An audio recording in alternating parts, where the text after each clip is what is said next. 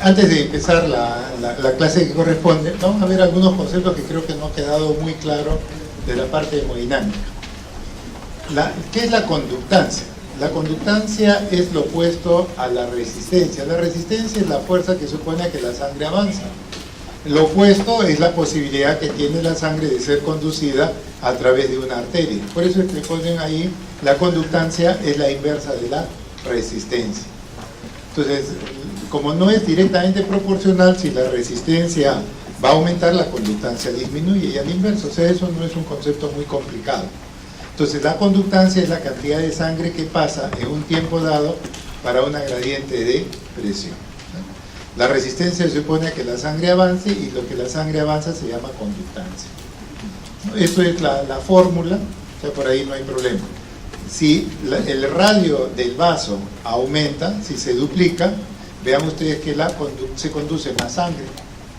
Y como es a la potencia 4, es que si yo duplico, la conductancia aumenta 16 veces, ¿no? Eso es algo nada complicado. Eso es en relación a conductancia. Y explica lo que sucede allí si yo cambio el radio del vaso. Es más o menos lo mismo.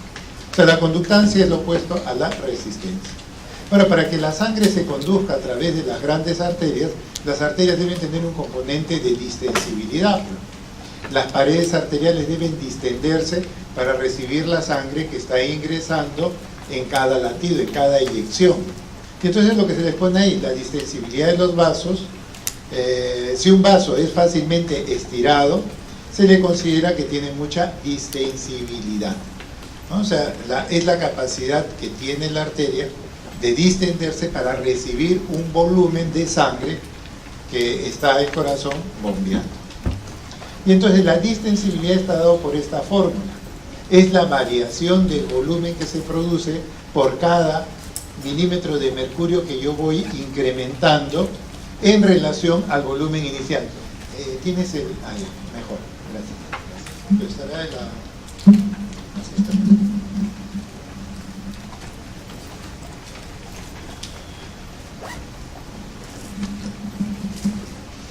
Entonces, vean ustedes en este ejemplo, que es el que está incluso en Guyton, que es lo más sencillo. Creo que si yo aumento 1 milímetro de mercurio dentro de un segmento de arteria que tiene un determinado volumen inicial, pongamos que ese volumen inicial era de 10 mililitros, ¿no? Para un poco la luz.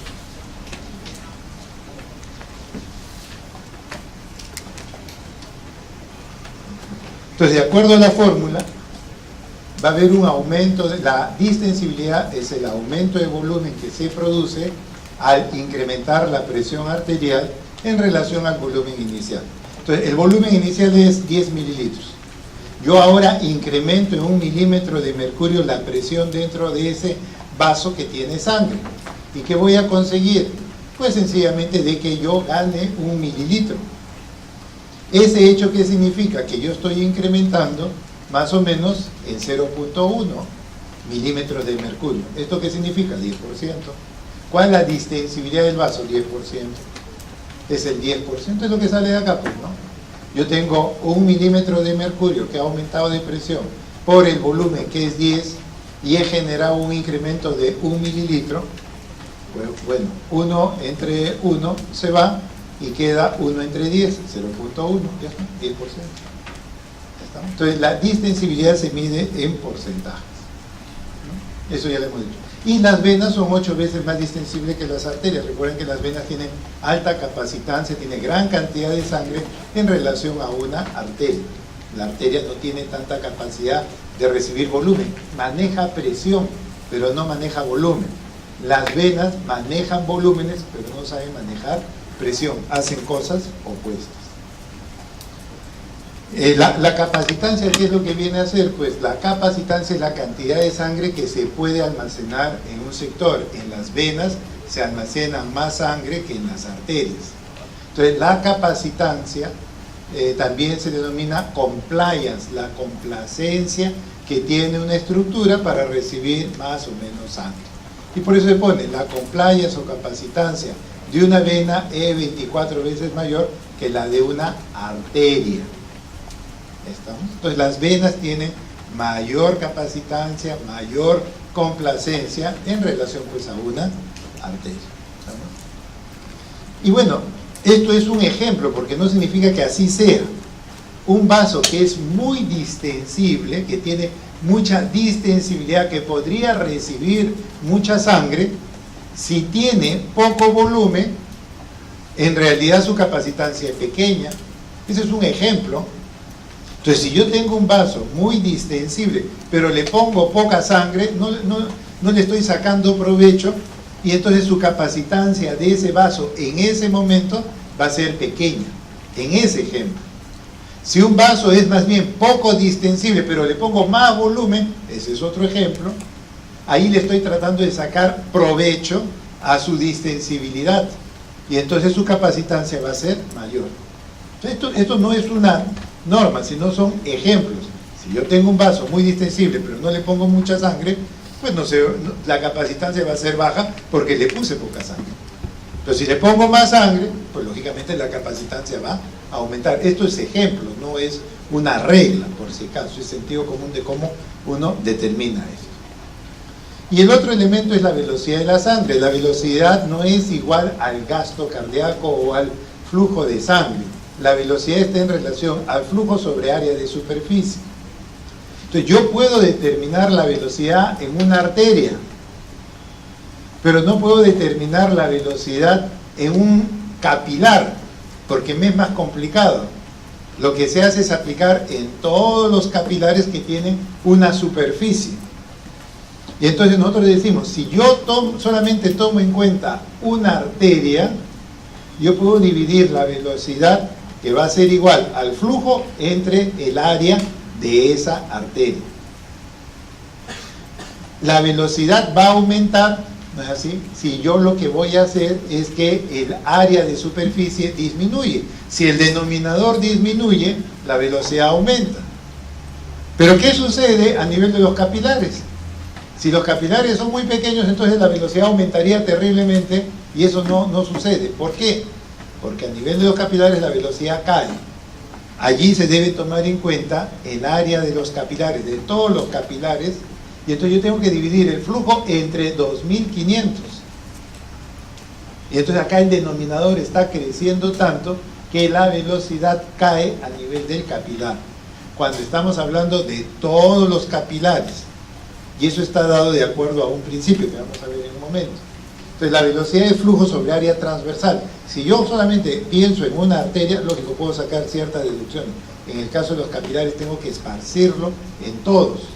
Entonces por eso es que le ponemos, en este caso, por ejemplo, yo tengo la velocidad que va a ser igual al flujo entre el área, que en este caso es 5 centímetros cuadrados de esta arteria. Entonces yo lo que voy a tener es lo siguiente.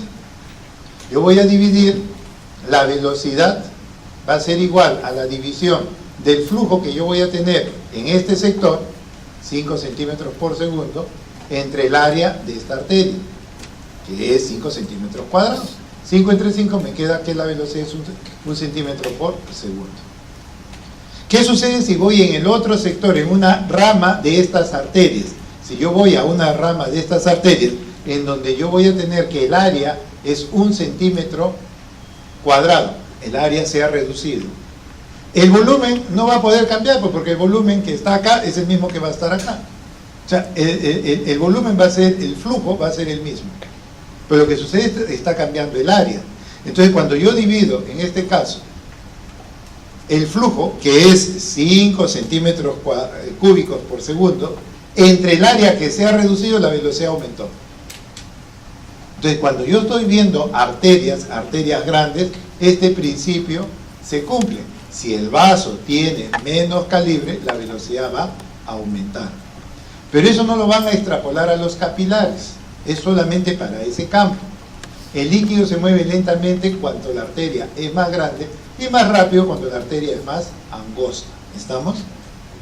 Entonces vean ustedes, cuando hablamos ya por sectores, yo puedo decir, yo tengo el lado arterial, la aorta, que tiene 2.5 centímetros de área.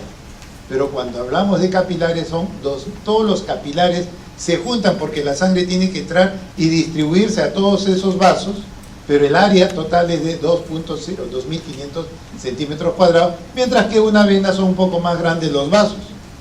Entonces, lógicamente acá las velocidades van a cambiar y se va a hacer más lento en capilares.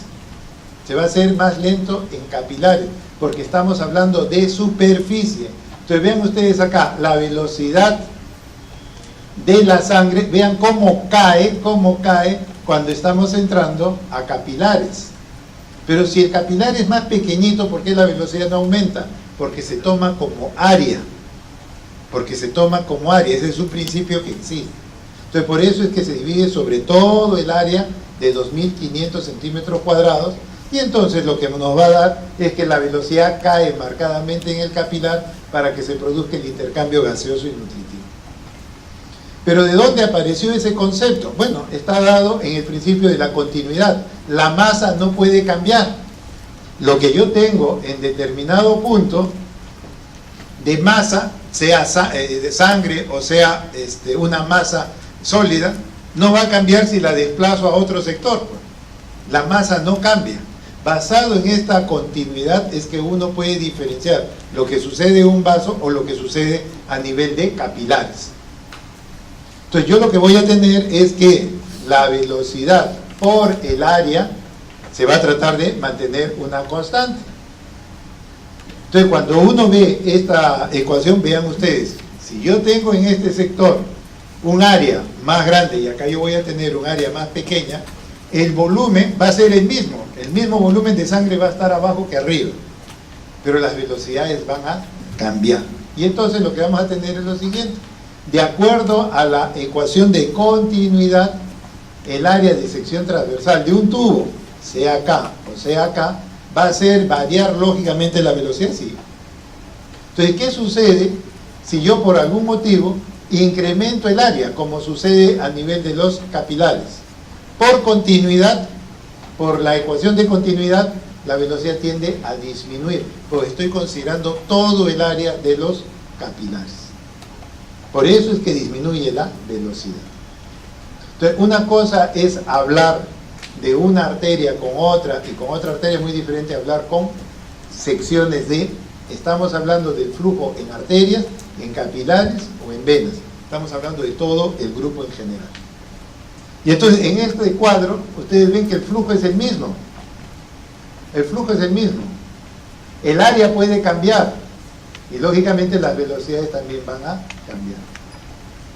A mayor área de capilares, lógicamente la velocidad se va a hacer menor. Bueno, la ley de Laplace no hay mayor problema, porque la tensión que va a tener la pared de un vaso va a depender de la presión por el radio del vaso entre el grosor, ¿no? Eso sí no cambia, ¿no? Eso no hay mucho que darle vuelta, porque esto es una ley que está claramente explicado y que hace la interpretación de lo que sucede a nivel de la pared vascular. Pero en la ecuación de Bernoulli, que es algo importante, de repente también no lo vayan a entender, lo que dice es lo siguiente: si se reduce el área transversal de un vaso para que aumente la velocidad del fluido que pasa por ella, se reducirá la presión. Entonces, ¿de dónde sale esto? Pues esta es una ecuación muy conocida que se aplica. Los principios de física se tienen que aplicar a medicina. No son iguales, pero se tratan de poner. Entonces, lo que tenemos acá es lo siguiente: la suma de las energías que tiene, en este caso, este fluido. El fluido va a tener tres energías: la energía de la presión, la potencia, la del movimiento y la del flujo. O sea, yo voy a tener tres variables. Esta energía, sumo la potencial, la del movimiento y la del flujo, eso es una constante.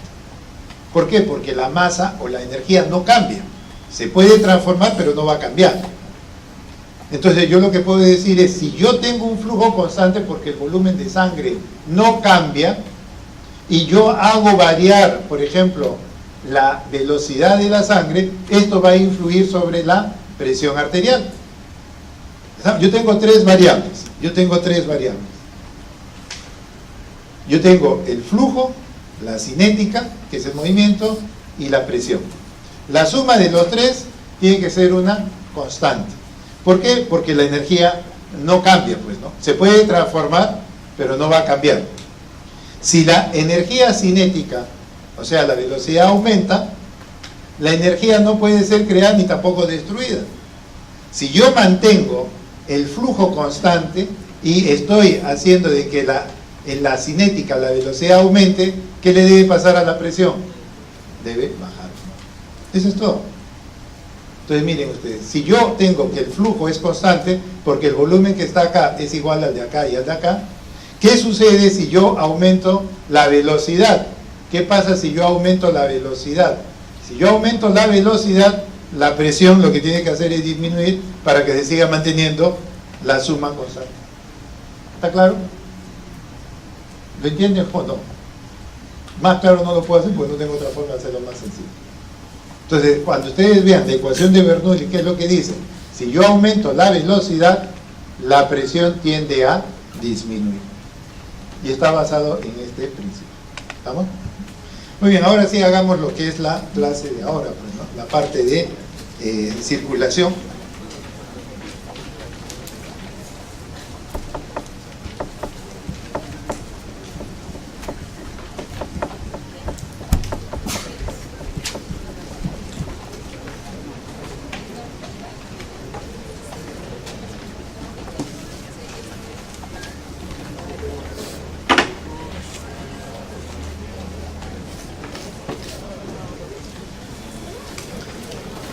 Un servicio. Ustedes tienen que hacer un trabajo de campo para el cual le tienen que dar a un paciente café. Esto lo vamos a poner en la web, cómo van a preparar el café, porque yo le puedo poner 1 o 2 cucharadas y puede cambiar todo. Entonces le vamos a mandar la cantidad que tienen que ustedes utilizar, es lo único que falta para poder establecer que se haga en forma homogénea.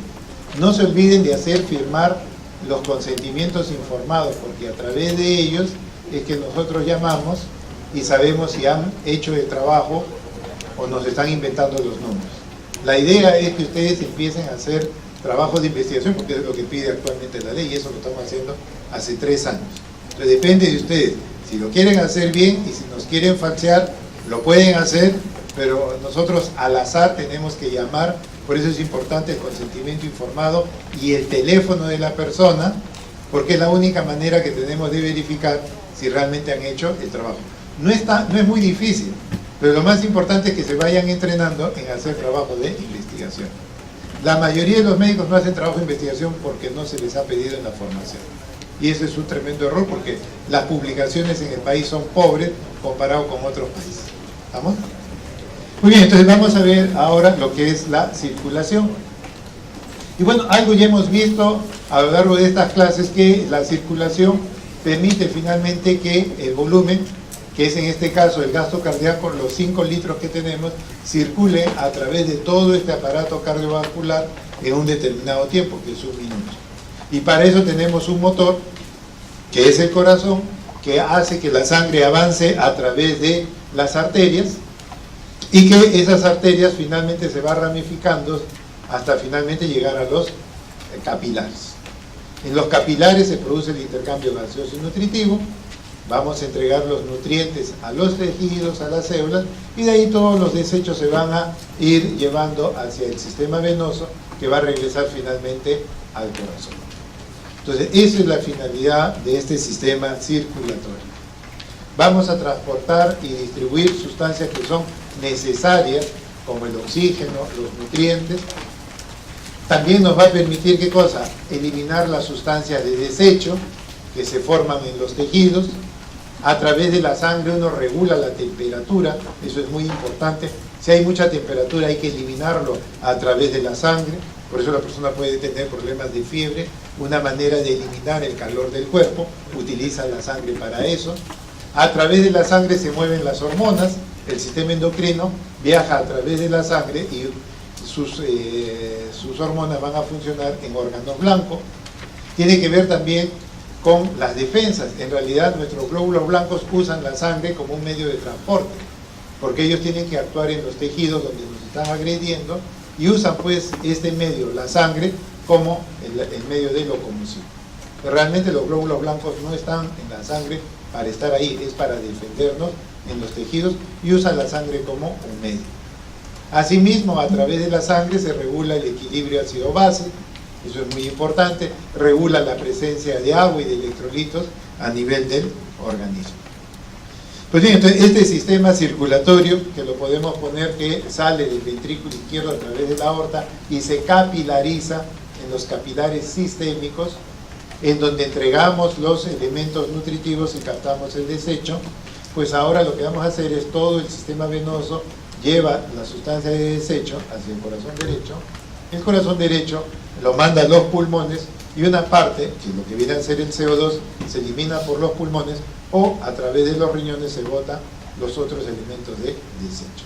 Así es como funciona este sistema circulatorio.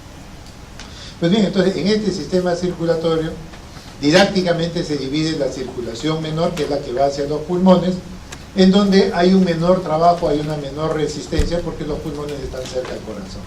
En cambio, la circulación sistémica es más compleja porque tenemos que llevar la sangre al cerebro o hasta la punta de los pies y después recoger esa sangre hacia el corazón. Entonces cada uno va a cumplir funciones diferentes y manejan ciertos parámetros hemodinámicos distintos. La resistencia vascular, la presión en el lado derecho, en la circulación menor, es menor que la de la circulación mayor o sistémica. Ahora vean ustedes dentro de esta gráfica un elemento importante. El flujo sanguíneo, el 67% de todo el flujo de la sangre está en las venas. Para que ustedes vean la gran capacitancia que tienen las venas. ¿Estamos? Entonces el corazón pues va a tener que trabajar para poder bombear la sangre y poder distribuirlo de acuerdo pues a las superficies y a los requerimientos de cada órgano o tejido. Cada órgano o tejido es el que va a pedir la cantidad de sangre, pero de acuerdo a su metabolismo. Hay una influencia vegetativa, sí, pero no es la más importante. El principal mecanismo por el cual la sangre llega a un determinado órgano es precisamente el metabolismo local. Y entonces vean ustedes acá que tenemos el compartimiento espláncnico y esquelético. Prácticamente ellos tienen el 47% de todo el gasto cardíaco. El 47% de todo el gasto cardíaco. Entonces son dos estructuras que, ojo, son muy importantes, pero no piensen que esto es estático. No piensen que siempre esta distribución va a ser de esa manera. Estos son parámetros de referencia porque dependiendo del trabajo del cerebro, del riñón, puede incrementar o puede disminuir el flujo. Si la persona está haciendo ejercicio, el compartimiento esquelético va a pedir sangre y el digestivo, el espláncnico, que no lo está usando, le voy a ceder parte de mi flujo. O si de repente la persona tiene una alimentación copiosa, la sangre de los músculos se van a ir hacia el compartimiento espláncnico. O sea, esto es una cuestión dinámica, no es fija.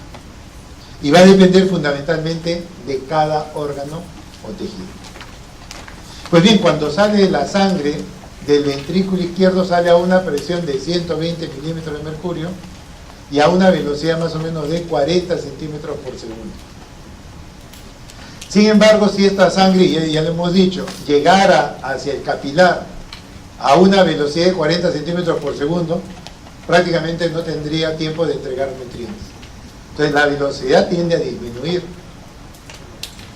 Tiene que disminuir. ¿Pero por qué no se cumplen los principios que tenemos de la física? Porque esto es cuerpo humano, no son tubos. Entonces lo que sucede es que la velocidad va a caer y van a ver por qué cae. Y la explicación que se trata de hacer es lo que se denomina el área transversal.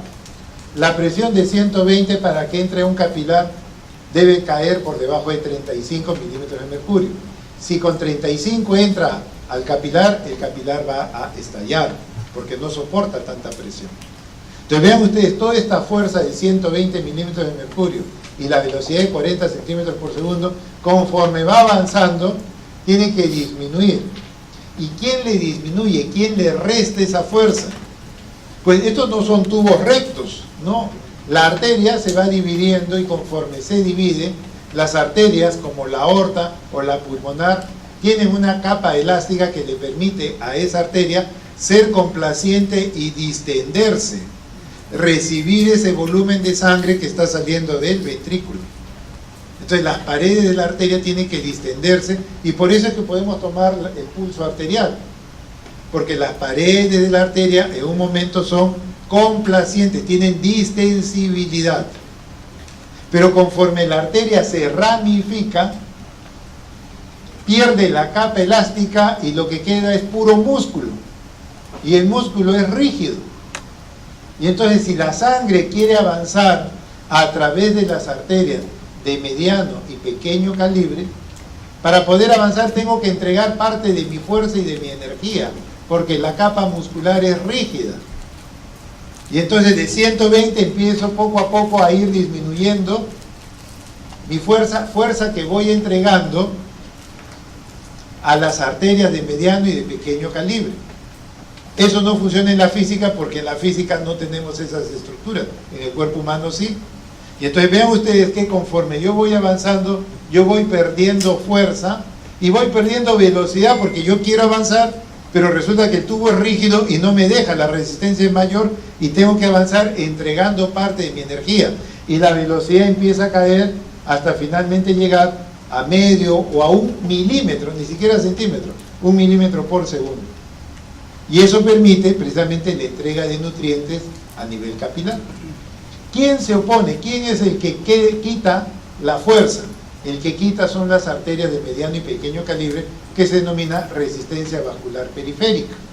Esa resistencia vascular periférica también nosotros lo podemos expresar como poscarga. La poscarga es todas las fuerzas que se oponen a que la sangre salga del ventrículo izquierdo, en este caso. Entonces, esa resistencia vascular periférica, esa poscarga, es lo que hace que finalmente al capilar le llegue la sangre en condiciones adecuadas para que pueda entregar nutrientes y oxígeno. Una vez que ya la sangre pasa de los capilares, la sangre va a avanzar a través del sistema venoso, que se maneja ya no con la misma intensidad que en el lado arterial. La sangre va más lento, y por eso es que anatómicamente les han dicho que por una arteria deben haber 2 venas, para que no haya congestión. Como si los autos van a una velocidad y a través de las venas regresan a una velocidad más lenta. Entonces, para que no se congestione, pues teóricamente, didácticamente se dice, por cada arteria hay 2 venas. Y efectivamente, la velocidad tiende a disminuir. Y el corazón derecho, cuando tiene que bombear sangre hacia los capilares pulmonares, lo hace a menor presión porque tiene menor resistencia. Y entonces la presión arterial máxima puede llegar a 25, 26 milímetros de mercurio a este nivel. Conforme vamos avanzando hacia los capilares, nuevamente la velocidad y la presión cae para que se produzca la hematosis. Y finalmente todo esto regresa al corazón ya izquierdo con la sangre ya oxigenada. Entonces vean ustedes que la caída, prácticamente la caída de la fuerza de la sangre que sale del ventrículo izquierdo está frenado por las arterias de mediano y pequeño calibre, las arteriolas. ¿Para qué? Para proteger al capilar,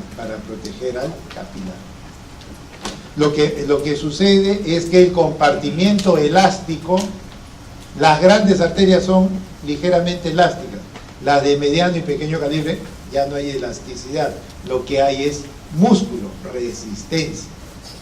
Y por eso es la caída de la presión y de la velocidad. Entonces, ojo, muy importante, concepto importante. ¿Cuál es el mecanismo que disminuye la fuerza de la sangre para que no se vaya a dañar el capilar? Pues el mecanismo viene a ser la resistencia vascular periférica, que lo dan las arterias de mediano y pequeño calibre. Porque en su estructura, ¿qué cosas son? Músculo, no tienen componente elástico. Esto es parte de la poscarga, ¿sí? La poscarga es más amplia, pero prácticamente incluye la resistencia vascular arteriolar. Muy bien, entonces la sangre va a salir y va a generar una onda de pulso a nivel de las arterias. La sangre avanza por el centro y las paredes, si son distensibles, si son elásticas, si son complacientes, las paredes se van a distender y van a generar la onda de pulso. La onda de pulso que crece con el volumen de sangre, con el volumen sistólico de eyección crece. Pero una vez que se ha producido la salida de sangre y el corazón se relaja, la presión en el ventrículo disminuye y la sangre va a tratar de regresar. Y al tratar de regresar, ¿quién se cierra? Las válvulas sigmoideas, en este caso las sigmoideas aórticas. Pero miren lo que va a pasar. La sangre sale con fuerza, generando la onda sistólica, y después cuando el corazón se relaja, la sangre trata de regresar.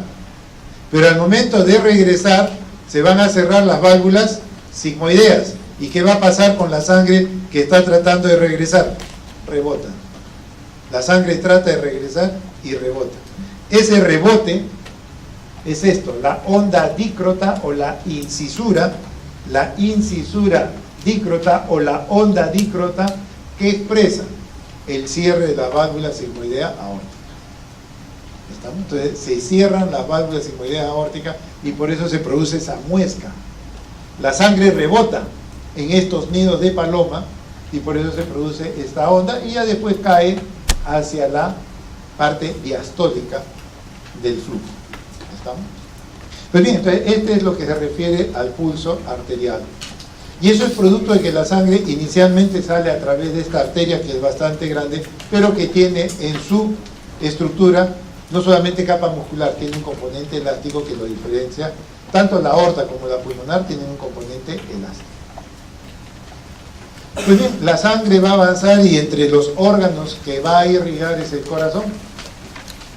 El corazón que está nutrido a través de las arterias coronarias, que son dos.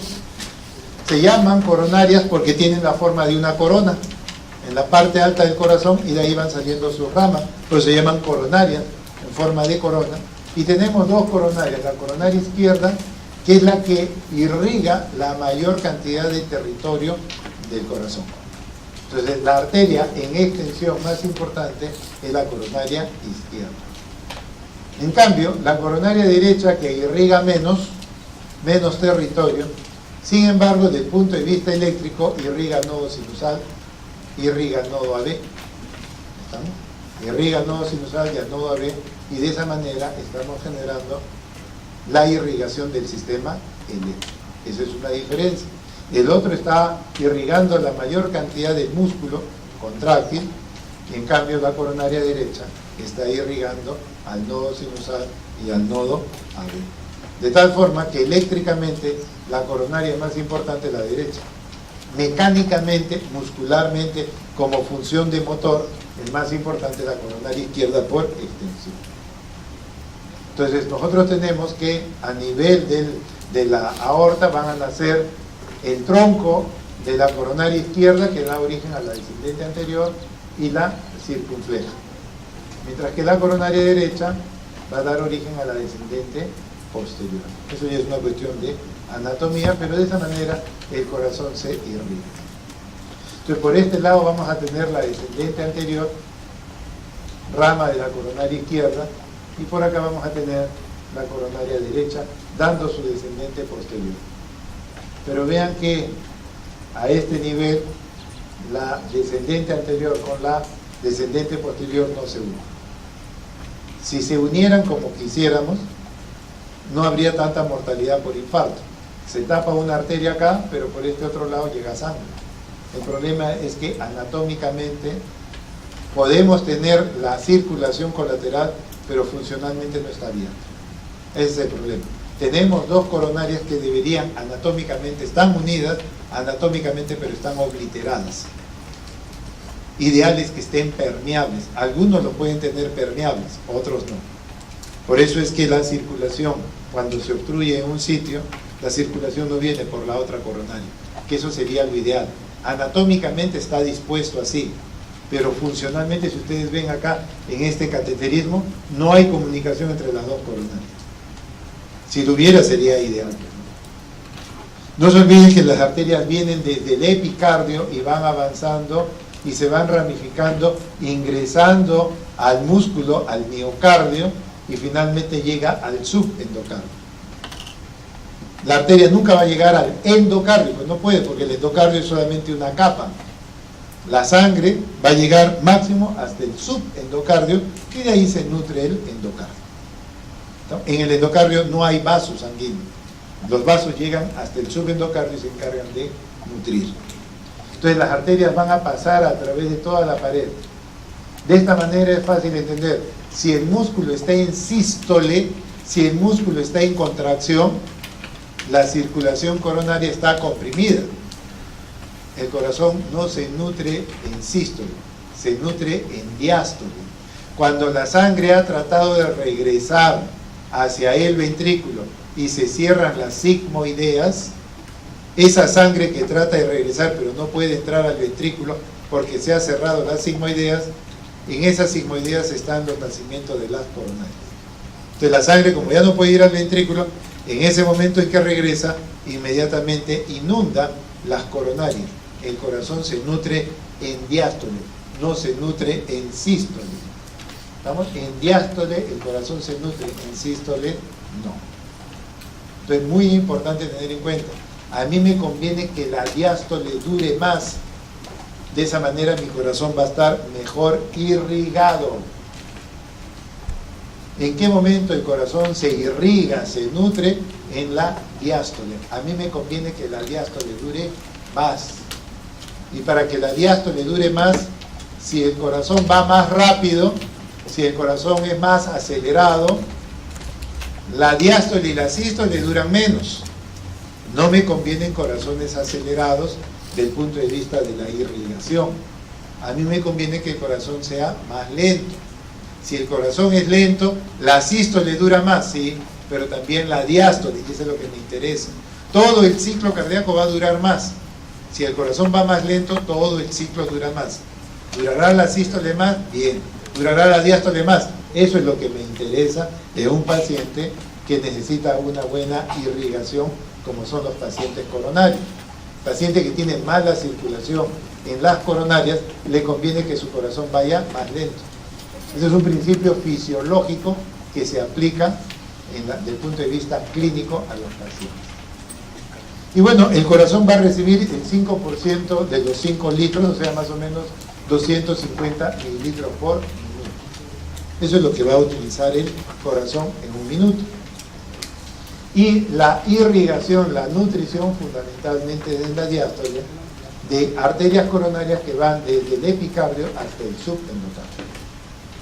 Pues bien, ¿quién determina el flujo de sangre que va a ir a la coronaria? ¿Quién hace de que la coronaria tenga más o menos sangre? Pues lo hacen en forma local. Hay varios mecanismos que hacen que haya más sangre o menos sangre en la coronaria. Habrá el sistema simpático, habrá el sistema parasimpático, habrá la masa muscular que comprime o relaja dependiendo si está en sístole o en diástole. Va a depender de la gradiente de la presión, pero el elemento más importante que determina que haya más o menos flujo en la coronaria es el mismo corazón. A través de factores humorales locales van a hacer de que los vasos se abran o se cierren. Es el mismo corazón. Hay varios factores, sí, pero el más importante es el mismo corazón a través de mediadores.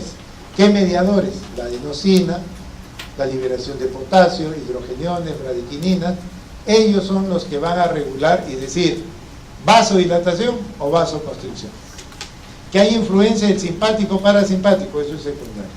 El factor más importante para determinar que haya más sangre o menos sangre en las coronarias son el mismo corazón, a través de estos mediadores. Adenosina, potasio, hidrogeniones, bradicininas van a hacer de que la luz del vaso se abra o se cierre. Pues bien, este corazón, si bien necesita de oxígeno, también necesita de ATP. La principal fuente de ATP en el corazón, cuando el corazón está sano, cuando hay una buena irrigación, el 70% de los ATP lo obtienen de los ácidos grasos libres. El metabolismo de la glucosa que tiene todo órgano, en el caso del corazón lo dejan de lado. Sin embargo, cuando el corazón se vuelve isquémico, más bien el metabolismo cambia y lo que va a utilizar es el metabolismo de la glucosa. O sea, todo órgano siempre usa glucosa, pero en su formación el corazón aprende de que puede obtener ATPs de los ácidos grasos libres. Y así se acostumbra, el corazón obtiene ATPs de los ácidos grasos libres. Pero cuando el corazón se vuelve isquémico, ese corazón más bien ahora tiene que buscar un mecanismo en el cual, como ya no tiene tanta sangre, ya no tiene tanto oxígeno, aprenda a ahorrar oxígeno. Y es que obtener energía, ojo, es bien importante, obtener energía de los ácidos grasos libres le genera mucho gasto de oxígeno. Para yo poder obtener los ATPs de un ácido graso libre, gasto mucho oxígeno. Pero si soy un corazón normal, ¿me interesa eso? No, porque me sobra oxígeno. Cuando estoy sano, no me interesa ahorrar oxígeno y por eso me doy el lujo de obtener energía de un ácido graso libre. Oiga, pero está gastando oxígeno, pero me sobra. Pero ¿qué pasa cuando me vuelvo isquémico? Cuando tengo un problema coronario, cuando no llega la sangre a través de mis coronarias en cantidad adecuada. Ahí ya tengo que aprender a ahorrar, pues. Y entonces dice, oiga, el ácido graso libre me está gastando demasiado. Aprenda a ahorrar. Tiene que cambiarse al metabolismo de la glucosa. Entonces, un corazón isquémico, su principal fuente de ATPs es la glucosa. ¿Por qué? Porque ahorra oxígeno. A través de la glucosa se consume menos oxígeno. ¿Estamos? Muy bien, otro órgano que tiene importancia a su circulación es el cerebro. El cerebro, pues, para poder trabajar, necesita de sangre, igual que el corazón, y el flujo que se va a mantener en el cerebro depende de dos mecanismos. El del corazón era a través de metabolitos humorales, metabolitos locales, ellos abren y cierran los vasos. Pero ¿qué sucede en el cerebro? Los que regulan la presión son dos mecanismos: la respuesta miógena de los vasos y la presión de CO2, la presión de CO2. Entonces, yo debo tratar de mantener un flujo constante que es de 50 centímetros de sangre por cada 100 gramos de tejido. ¿Estamos? 50 centímetros de sangre por 100 gramos de tejido. Pues bien, para yo mantener ese flujo, yo tengo dos mecanismos que regulan ese flujo. La primera es la respuesta miógena de los vasos. ¿Qué significa? Si, por ejemplo, la presión sube, la presión arterial sube, esta presión arterial elevada puede dañar a la neurona, puede dañar a la glía. ¿Qué hace el vaso sanguíneo para proteger que esa presión no se transmita hacia la neurona o la glía? Lo que hace el vaso es cerrarse. Cada vez que la presión se eleva peligrosamente, el vaso se cierra. ¿Qué pasa más bien cuando la presión baja? Si la presión baja, no me va a llegar sangre al cerebro. Entonces, ¿qué debe hacer el vaso? Abrirse. Entonces, el mismo vaso, cuando ve que la presión disminuye, el vaso se abre. Y cuando la presión sube, más bien el vaso se cierra. ¿Cuál es el objetivo? Evitar que se dañe la neurona o la glía. Ese es el objetivo. Que no se transmite esta presión alta y dañe la neurona, por eso se cierra. Pero cuando la presión baja, yo necesito oxígeno, necesito sangre. ¿Qué tengo que hacer? Abro mis arterias. Ese es lo que se llama la respuesta miógena de los vasos. Y que el mecanismo de esta respuesta miógena está controlado a través de la presión, ojo, arterial media. No estamos hablando de sistólica ni diastólica.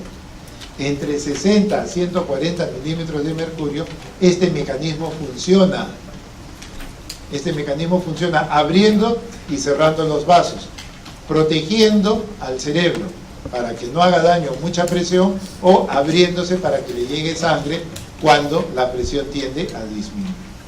Entonces, eso es lo que va a hacer esta respuesta miógena de los vasos. ¿Quién más regula la presión? El CO2, este gas que está en la sangre, el CO2 regula la presión. El flujo que va a haber a través de estos vasos se van a abrir o se van a cerrar dependiendo del CO2. Entonces vean ustedes qué es lo que va a suceder.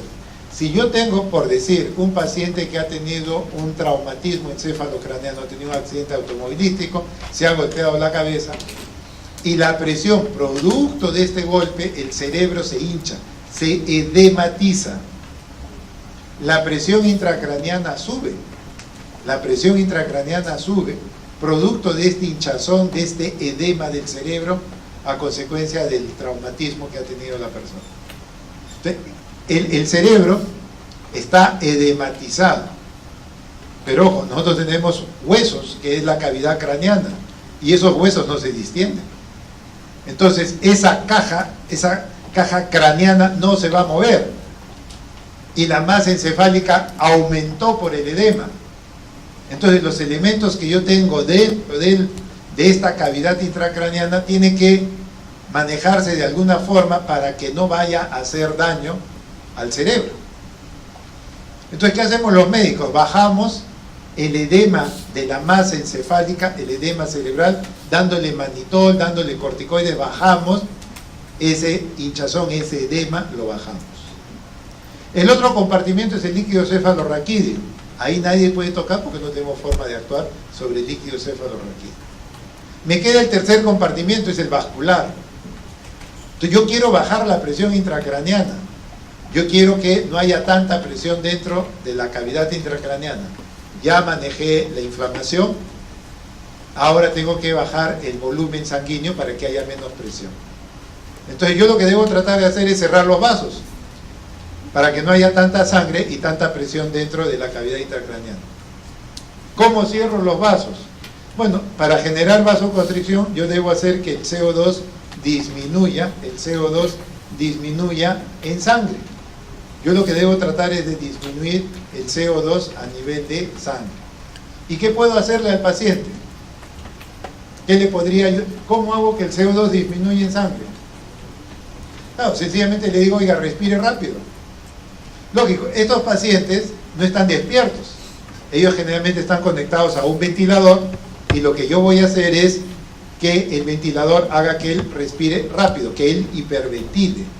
Al momento en que él hiperventila, el CO2 lo voy botando cada vez que respira, está respirando rápido por la máquina y el CO2 se va eliminando rápidamente, disminuye el CO2 y ¿qué genero? Vasoconstricción. Y de esa manera estoy ayudando al paciente desde el punto de vista de un principio fisiológico. Muchos lo hacen, pero no saben por qué lo hacen. Este es el sustrato por el cual a estos pacientes con un TEC grave, con una presión intracraneana elevada, nosotros hacemos que el sujeto hiperventile. Esos son los mecanismos que regulan el flujo a nivel cerebral. El mecanismo miógeno. Nosotros debemos tener más o menos un flujo de 50 centímetros cúbicos por 100 gramos de tejido cerebral. Mientras la presión, ojo, arterial media, mientras que la presión arterial media esté entre 60 y 140, el flujo se va a mantener en un equilibrio. Si sube mucho la presión arterial media, los vasos se cierran para mantener este flujo constante. Si baja la presión arterial media, los vasos se abren para que pueda haber buena irrigación, pero hasta determinado punto. Si en algún momento ya no puedo contener la presión y la presión arterial media pasa por encima de 140, ya las arterias no se van a poder mantener cerradas y empiezan las arterias a abrirse. Porque ya no pueden mantener, hasta 140 pueden. Empiezan a abrirse y entonces la sangre va a aumentar, pero con mucha presión. Y como hay mucha presión dentro de las arterias cerebrales, el líquido va a salir hacia el cerebro y van a producir un edema cerebral. Si la presión arterial media pasa por encima de 140, los vasos que están cerrados, que tratan de defender a la neurona, ya no pueden y se empiezan poco a poco a dilatar y el flujo aumenta. Pero aumenta también la presión dentro de la arteria y esa presión hace que salga líquido al cerebro. Produce un edema cerebral. Pero ¿qué pasa si yo, por ejemplo, le bajo muy brusco la presión y lo llevo a menos de 60 milímetros? Si yo ya lo bajo demasiado la presión arterial media, lo que puedo llevarle es a un menor flujo de sangre al cerebro, se llama isquemia. Producto de haber bajado muy rápido la presión y llevarle a una presión arterial media por debajo de 60, más bien voy a entrar en este terreno que también es peligroso, la isquemia. Por eso es importante tratar de mantener la presión en un determinado rango. Otra estructura que tiene un flujo interesante es el sistema portal, o todo lo que es la parte entérica del tubo digestivo. Dependiendo del trabajo y del metabolismo, ellos van a requerir más sangre o menos sangre. Recuerden que el hígado es el único órgano que recibe sangre, por un lado, de la arteria hepática, que le sirve de nutrición. La arteria hepática le sirve de nutrición, pero la vena porta es la que le lleva el trabajo al hígado. Yo le estoy llevando toda la sangre que digamos transporta los nutrientes que hemos absorbido en los intestinos. Toda esa sangre que se ha absorbido en los intestinos lo estoy llevando a través de la vena porta hacia el hígado, para que él pueda trabajar a esas sustancias. Pero ¿quién me alimenta para yo trabajar? La arteria hepática. La vena porta es la que me lleva el trabajo, pero el que me da los nutrientes para yo poder funcionar es la arteria hepática. Pues bien, esa es la manera como este órgano va a funcionar. En cambio, la piel es de otro mecanismo diferente. ¿Quién regula el flujo sanguíneo? Es el sistema simpático. El sistema simpático hace que en la piel se produzca vasoconstricción. ¿El parasimpático abre la circulación? No, no existe parasimpático acá. El hecho de que no se active el simpático genera la vasodilatación. O sea, a nivel de la piel nosotros vamos a tener la actividad simpática. Entonces, esa actividad simpática es la encargada de hacer la vasoconstricción o la vasodilatación.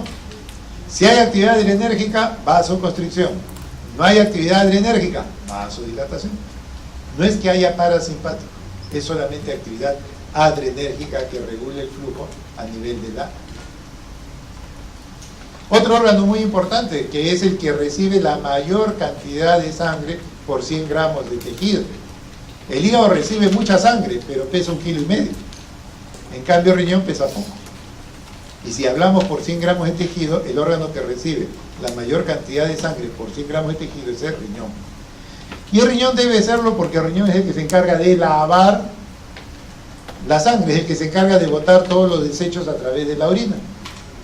Más o menos recibe la 1/4 parte del gasto cardíaco, que es un flujo bastante importante, pero es para limpiar precisamente la sangre, que tiene sustancias de desecho, urea, creatinina, hay que irlo eliminando. Pues bien, ¿quién regula el flujo sanguíneo? Pues el que regula es la retroalimentación túbulo-glomerular. En la mácula densa, que ya hablamos en el regulador de la presión, se detecta la composición del líquido al inicio del tubo contorneado distal. Una disminución del sodio en la mácula densa determina que se libere renina y se produce vasoconstricción. Así es como se regula fundamentalmente el flujo a nivel del riñón. Y en los pulmones lo que nosotros vamos a tener,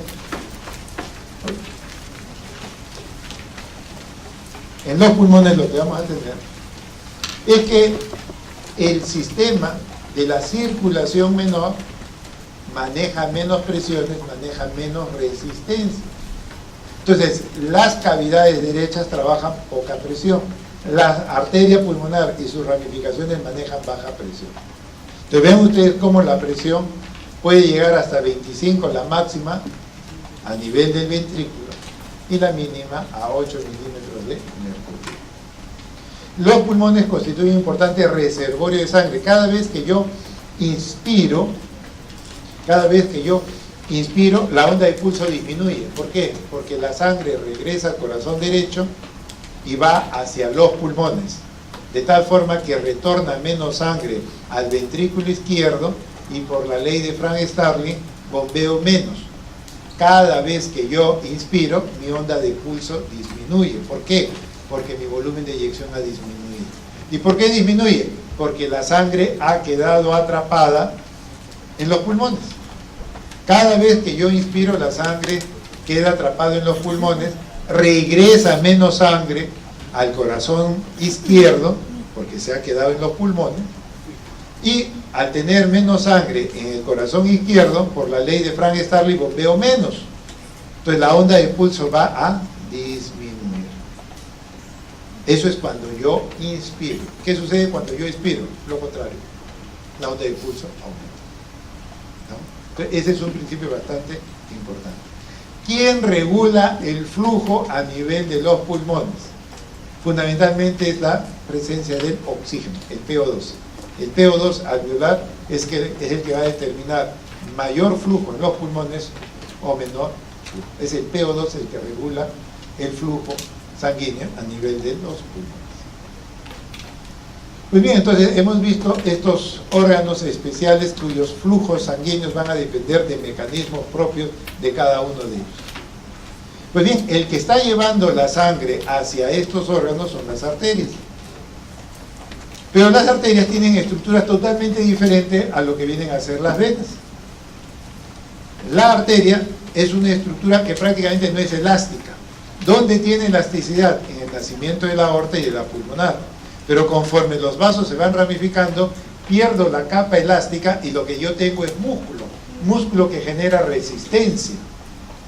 Por lo tanto, en esos músculos de mediano y pequeño calibre, la distensibilidad prácticamente es nula.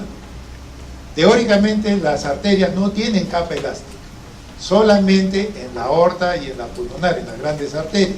Pero después se pierde la capa elástica y las arterias de mediano y pequeño calibre son estructuras que dan resistencia. Y por eso es que manejan presión. En cambio, las venas tienen un componente elástico complaciente. 67% del volumen está en las venas. Y es que son muy distensibles, pues. Ellos saben manejar volúmenes, pero no saben manejar presión, porque su estructura no está para la presión, está para volumen. Entonces vean ustedes lo opuesto. La arteria maneja presión, pero no maneja volumen. Las venas manejan volúmenes, pero no saben manejar presión. Y es que cada uno cumple funciones diferentes. Las arterias sacan la sangre del corazón, las venas tienen que devolvérsela al corazón. Entonces, muy importante, ojo. Las arterias son las que se encargan de regular la presión, porque manejan presión, pero no manejan volumen. En cambio, las venas manejan volúmenes, pero no saben manejar presión. Mucha presión a la vena lo daña. Si yo tengo mucha presión dentro de una vena, se daña, porque no está preparado para eso. Es como a una media elástica, le ponen ustedes mucha presión, el elástico se rompe. Igual va a pasar con las venas. No manejan presión, pero sí saben manejar volumen. Volumen a baja presión lo maneja perfectamente. Y es que cuando uno ve la característica, acá ven ustedes, esta es una arteria. Miren todo lo que es la capa media, la capa muscular. Esta es la capa, esta es la resistencia vascular periférica que le permite a la sangre avanzar, pero siempre y cuando me entregue esa energía. En cambio, vean ustedes esta estructura de una vena, es totalmente elástica, complaciente, se puede distender bastante. La vena maneja volumen, la arteria maneja presión. Entonces vean ustedes, las arterias no son iguales, por eso es que muchos principios de la física no se puede poner en forma permanente en el organismo es distinto. Vean cómo al principio la arteria aorta o la pulmonar tienen cierto componente elástico. Esta es la capa elástica de estas arterias. No es mucho tampoco, pero es lo suficiente para permitir que la sangre avance a través de ella y pueda recibir este volumen con cierta distensibilidad. Pero vean qué pasa con esta arteria cuando se va ramificando. Acá tenemos arterias de mediano y de pequeño calibre, acá están las arteriolas. Todo esto es músculo. ¿Cómo será la distensibilidad de la arteria? Nula. ¿Qué genera? Resistencia. ¿Con qué objetivo? De proteger a este capilar donde la presión no debe ser mayor de 35 milímetros de mercurio. Hay que protegerlo y ellos se encargan pues de protegerlo. ¿Está? Poco a poco se encargan de proteger. Entonces, muy importante es que esta arteria, en su inicio, la aorta y la pulmonar, tienen este pequeño componente elástico, que le ayuda mucho, sí, le ayuda mucho a la persona. Pero en algún momento ese componente elástico se puede perder, producto de la vejez, del envejecimiento, como si ustedes tienen una media, en el tiempo la media va a perder su elasticidad. Con los años, nosotros en esta arteria aorta podemos perder esa elasticidad, y si perdemos la elasticidad, la arteria se va a volver un tubo duro y la persona va a tener presión sistólica elevada. La diastólica, ¿cómo está? Normal. Entonces, el viejito, ¿cuánto tiene de presión? 170/70. Tiene presión alta, ¿pero cuál? La sistólica. Tiene 180/70. Tiene la sistólica elevada, sí. ¿Y por qué un viejito tiene sistólica elevada? Porque se perdió la capa elástica por la vejez. Se endureció el elástico, ya pues perdió su elasticidad, se vuelve un tubo rígido y la persona empieza a tener presión elevada. ¿Pero quién? ¿Las dos? ¿La máxima y la mínima? No, es la máxima. La pérdida de elasticidad hace que la sistólica se eleve. ¿Estamos? Pero vean ustedes que la estructura de las arterias son especiales porque el objetivo es proteger ¿a quién? A este capilar.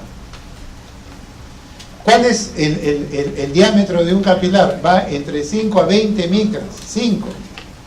Ya anteriormente les preguntaba, un glóbulo rojo mide 7.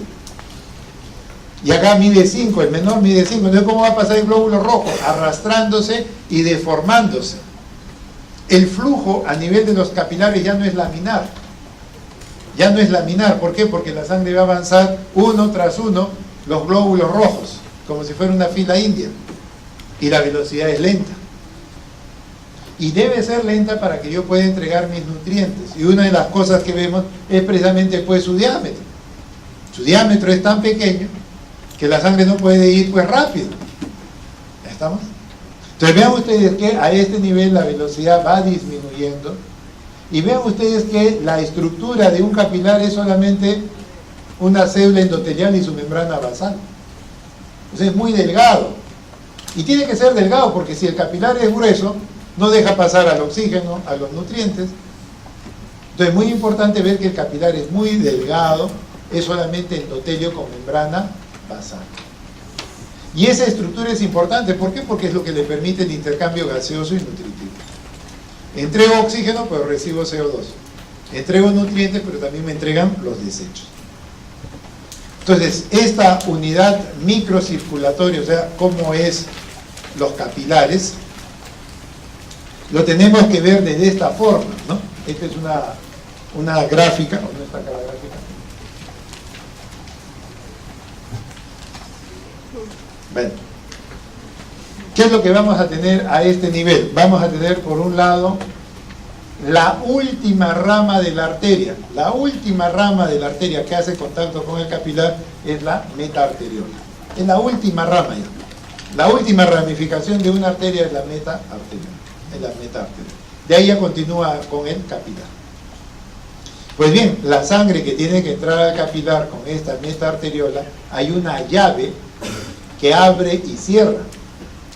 Es una llave que abre y cierra la cantidad de sangre que va a entrar o no. Y ese es el esfínter de Jacobi.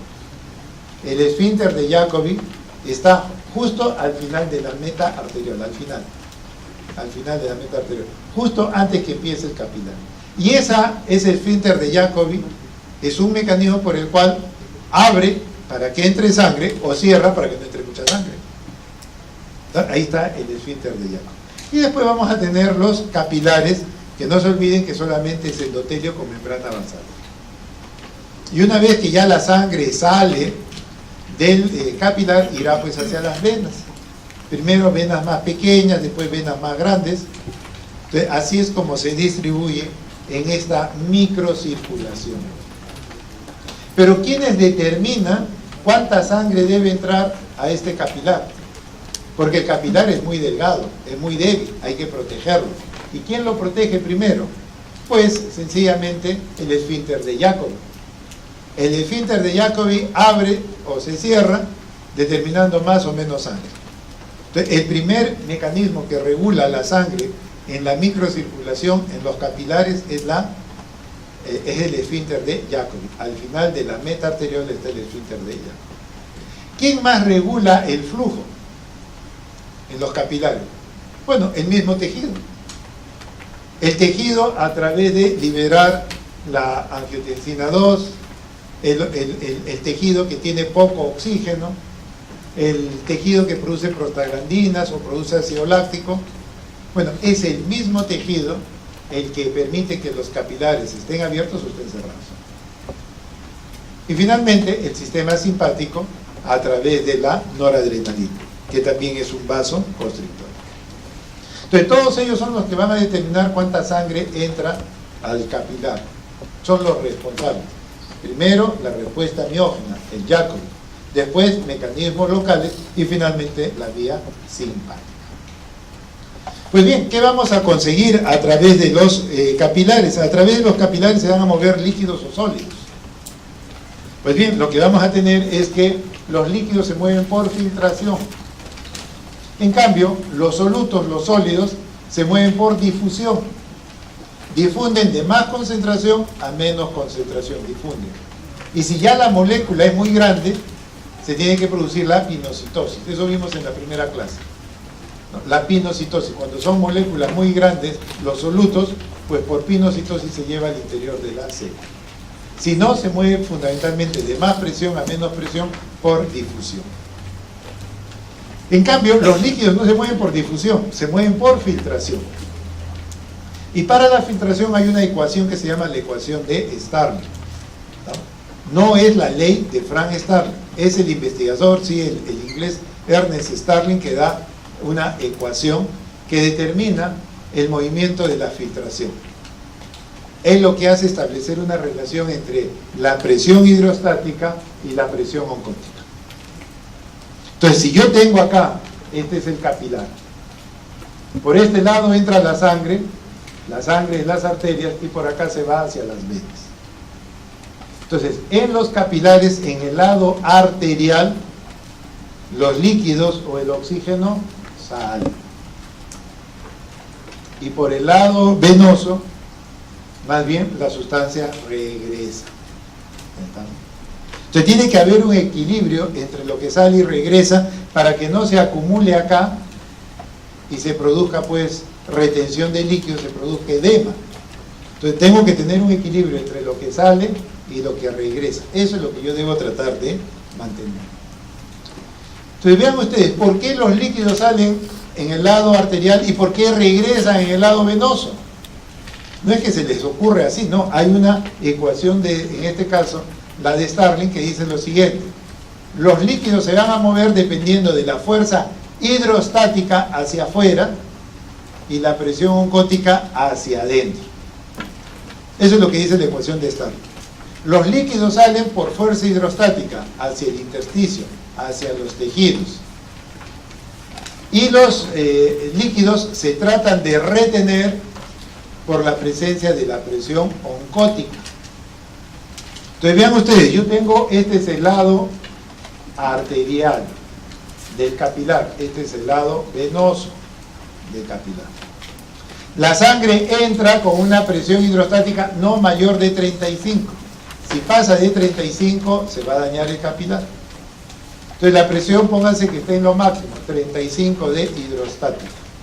Esa es la fuerza con que entra al capilar y esa fuerza hace que los líquidos salgan. Pero de acuerdo a Starling, hay una fuerza que se opone a que salgan y esa es la presión oncótica. ¿Quién da la presión oncótica? La albúmina. La albúmina es una proteína de la sangre que no se mueve. Está atrapado dentro de los vasos sanguíneos, dentro de la sangre. No sale porque es una proteína muy grande. La única manera de botarlo es a través del glomérulo cuando el riñón está dañado. El glomérulo es como una coladera. Bueno, cuando esa coladera tiene huecos, la albúmina se puede escapar a través del glomérulo, pero normalmente no. Entonces, la albúmina no se mueve en la sangre, siempre está en la sangre, no escapa a ningún sitio, está ahí. ¿Y qué genera? Lo que se llama la presión oncótica. Entonces, la presión oncótica hace de que los líquidos se mantengan en la sangre, mientras que la hidrostática hace que salga. Entonces yo voy a aplicar la ecuación de Starling y voy a decir presión hidrostática hacia afuera 35, presión oncótica hacia adentro 26, 35 menos 26, ¿quién gana? La hidrostática. Por lo tanto los líquidos salen en el lado arterial del capilar, por eso salen los líquidos en este lado. Muy bien, ¿qué va a pasar después con la sangre? La sangre avanza, como les decía, en fila india y la fuerza hidrostática cae. La fuerza hidrostática cae. Y de 35 cae a 15, por decir. En el lado venoso estamos en 15. ¿Cuánto tiene la oncótica? La oncótica, la albúmina, no se ha movido, está acá en la sangre. Acá está en 26, acá también tiene que estar en 26. Aplico la ecuación de Starling. 15 hacia afuera, 26 hacia adentro. ¿Quién gana? La oncótica. Por lo tanto, los líquidos van a regresar. ¿Me entendieron? La hidrostática gana acá, por eso sale.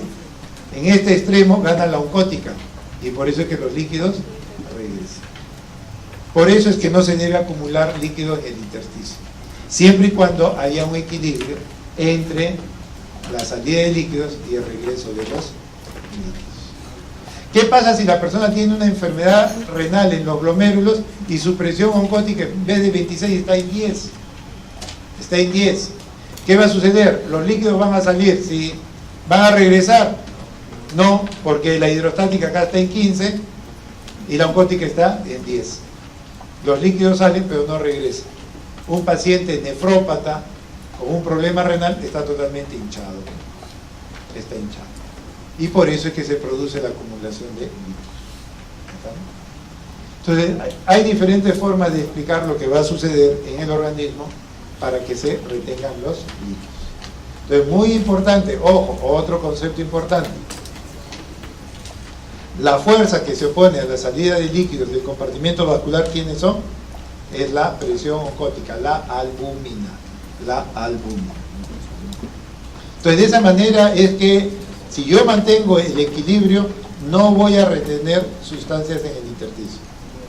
Y si retengo sustancias, se va a producir el edema. Va a haber agua en los tejidos. Y eso es lo que se observa, por ejemplo, a nivel de las piernas. En las piernas, la persona puede retener líquido, por ejemplo, porque tiene varices. La persona que tiene varices, ¿por qué tiene finalmente el edema? Pues el edema se produciría por este mecanismo.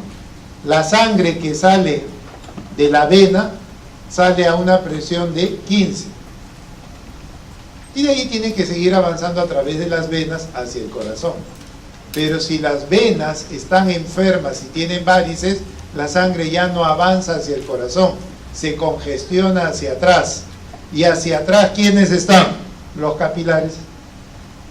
Y entonces lo que vamos a tener es que la presión de salida ya no va a ser 15, porque yo voy saliendo y resulta que no avanza la sangre. Y poco a poco, esta presión hidrostática ya no va a ser 15, será 18, será 20, será 25, será 30. Si una persona tiene varices, no es raro que empiece a tener edemas. ¿Por qué? Porque la presión de congestión de la vena enferma retrógradamente afecta al capilar y esta presión hidrostática sube y en algún momento le gana a la oncótica y se va a retener líquido por la ecuación de Starling. Entonces no es raro de que las personas cuando tienen varices van a tener edema de miembros inferiores. Y de esa manera entramos pues al sistema venoso. Venas que tienen por finalidad llevar la sangre hacia el corazón, pero su estructura tiene un componente totalmente diferente. Tiene una estructura elástica que le permite tener capacitancia, ser un reservorio de volumen. Y entonces el 67% del volumen está a este nivel.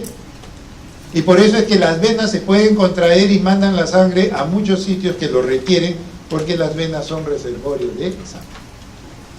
Y el sistema venoso es de dos tipos, el sistema profundo, pero también hay un sistema superficial, que es el que quizás más nos llama la atención, las venas superficiales, sin saber que el sistema venoso profundo es más importante.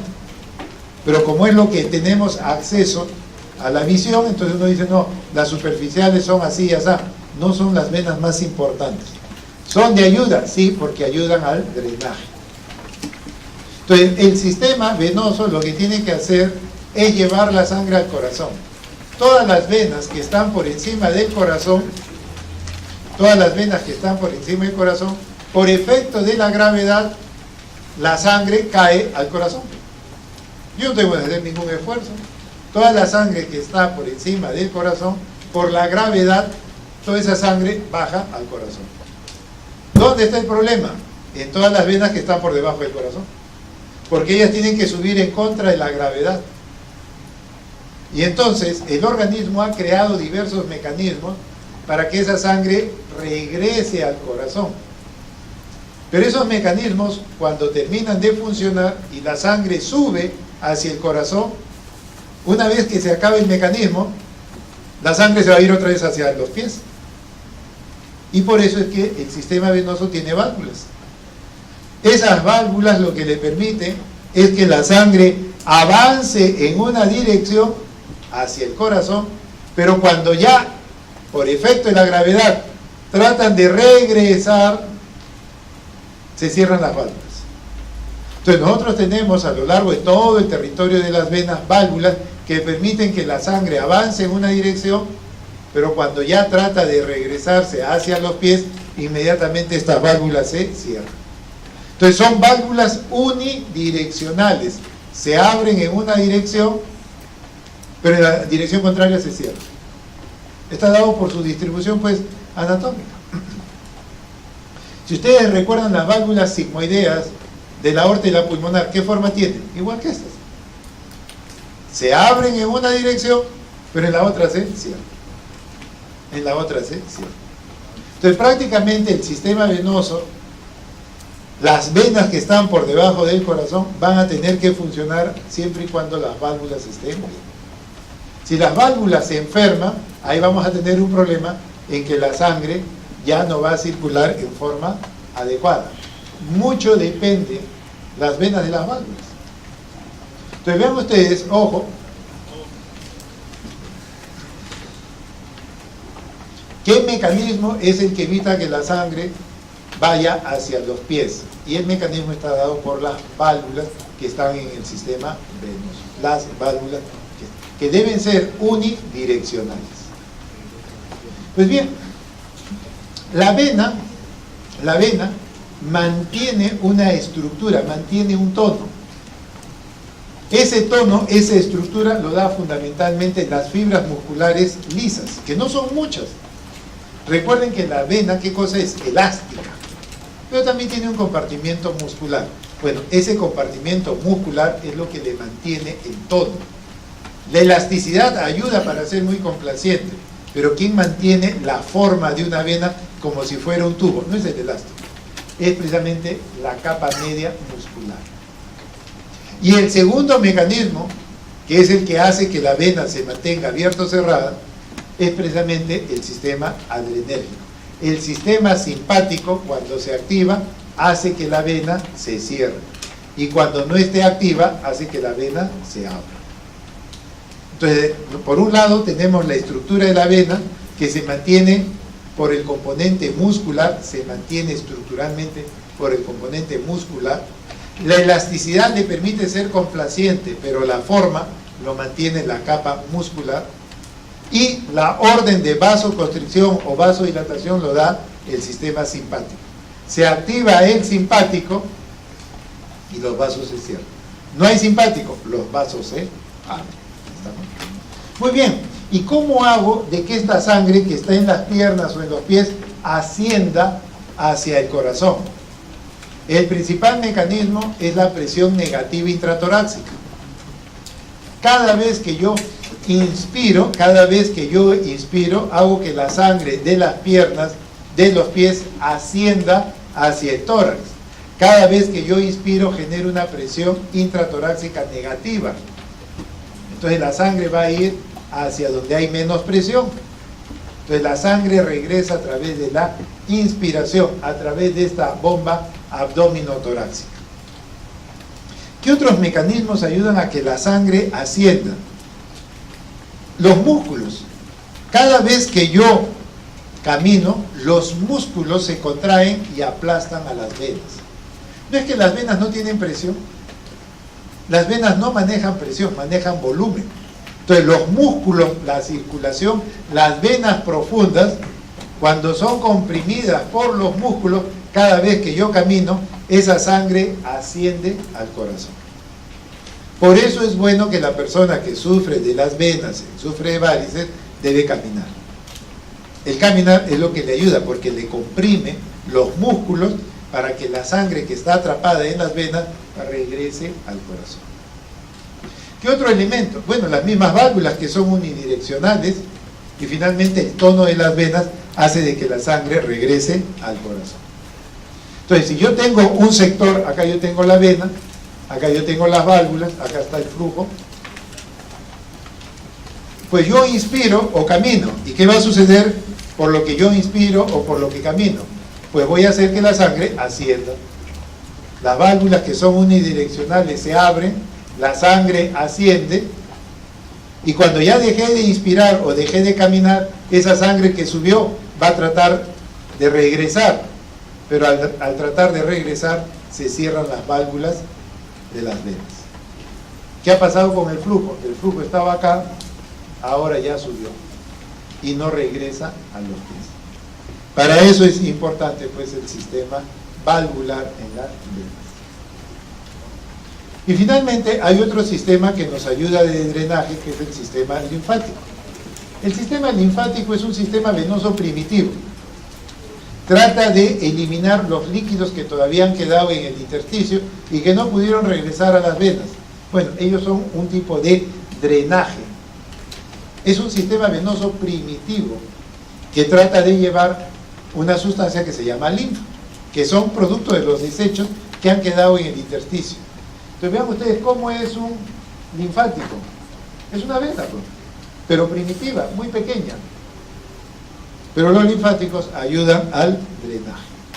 Entonces el sistema linfático son prácticamente como venas, pero primitivas. Y cada cierto trecho hay ganglios, los llamados ganglios linfáticos, que son como motores que hacen de que la linfa circule y que finalmente avance hacia el corazón.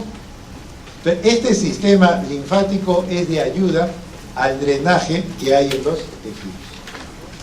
Toda esta linfa, ¿dónde va a terminar? Va a terminar en las venas, va a terminar a nivel de la subclavia. Todo el sistema que está acá, el linfático, finalmente se va a resumir y van a terminar en el conducto linfático derecho o en el caso del conducto torácico. O sea, todo el sistema linfático finalmente va a terminar en las subclavias. Toda esta linfa se va a drenar finalmente a estas venas, a través del conducto linfático derecho o a través del conducto torácico en el lado izquierdo. Finalmente todo esto drena hacia las venas. Y este sistema linfático finalmente ayuda a que no se retengan líquidos en el intersticio. Esa es la finalidad del sistema linfático. Entonces vean ustedes, hemos revisado lo que son las arterias, los capilares y el sistema venoso. Y tener en cuenta que los linfáticos son sistemas primitivos que nos ayudan finalmente a drenar los líquidos. Y vamos a terminar la parte de cardio hablando con lo que es el ejercicio y el corazón. Esto cada vez se está haciendo más común porque ya la gente cada vez hace más ejercicio. Y por otro lado hay una rama que es medicina deportiva. Y es que hacer ejercicio no es por hacer nomás un poco de ejercicio. Recuerden que hacer ejercicio puede ser bailar, puede ser correr. No solamente ejercicio significa competir, eso es otra cosa. Nosotros lo que recomendamos es el ejercicio, el trotar, la bicicleta. no es muy bueno ser deportista. Creemos que el deportista es una persona modelo. El deportista es un enfermo, es lo primero que uno tiene que tener en cuenta. Porque el cuerpo humano no está preparado para ser un atleta. Una cosa es hacer ejercicio, media hora, 45 minutos, 3 veces por semana. Y otra cosa es vivir del deporte. Vivir del deporte tiene sus riesgos. La persona que no está con una buena ayuda médica y se sobreentrena, puede hacer muerte súbita. Eso es lo que no se cuenta a los deportistas. Ustedes verán que hay toda una campaña contra las corridas de toros, pero el torero, ¿qué es lo que sabe cuando sale a torear un toro? Que el toro lo puede matar, pues. Eso es verdad, el toro lo puede matar, que sucede poco frecuente, pero lo puede matar. Él sabe que lo puede matar el toro. ¿Un deportista sabe que le puede dar muerte súbita? No, porque nadie le ha dicho. Los médicos no le han dicho que puede dar muerte súbita. Y creemos que el deportista, ojo, estamos hablando de deportista, no estamos hablando de hacer ejercicio. Por eso es diferente. La persona que hace ejercicio media hora, 45 minutos, no hay problema. Supuestamente, y es lo más probable que todos ustedes, igual que yo, nosotros somos sedentarios. ¿Están ustedes sentados? Yo para hacer esto tengo que estar sentado en una computadora.